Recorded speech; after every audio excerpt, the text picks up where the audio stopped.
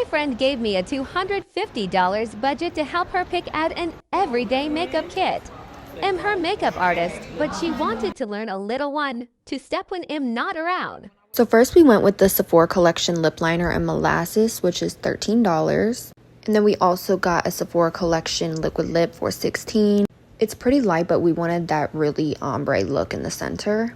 And then I knew I wanted to put her on to the Lawless Forget the Filler glosses, so we swatched a few of them before we came across Candy Sky, which is this one. And that's the one we ended up choosing. It is pigmented though, so she needs to go back and get a more sheer gloss like the Fenty one that we swatched. Next, we're gonna go to Danessa Myricks. Yes, love her.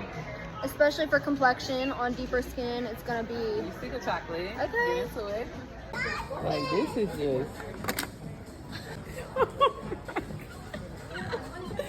So I'm trying to figure out if the shade that I was swatching was shade 10 or 11, because when I did her makeup today, it was a little bit darker than I remembered.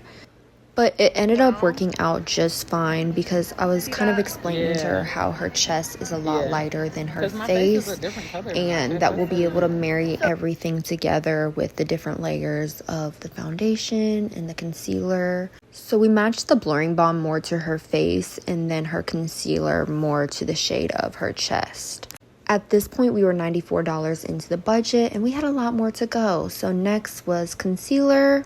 I really like this Huda Beauty Faux Filter Concealer, so that's what we went with. And then, of course, we went with the Huda Beauty Setting Powder. We just got the mini to stay within budget, as well as we got the mini Charlotte Tilbury Setting Spray. I wanted her to try the One Size Glass Skin Setting Spray, but they were out, so I felt like this was the next best thing. If you're just kind of wanting to try out a product, buying minis is a really good way to do that. So I swatched a few blushes before I came across this one by Haus Labs.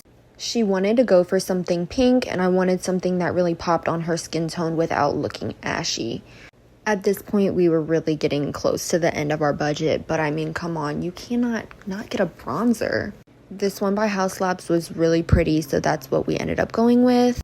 We ended up being slightly over budget at $262.44, but you know, I don't think we did that bad for a full face of makeup.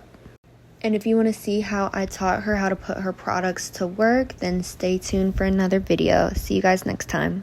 Mwah.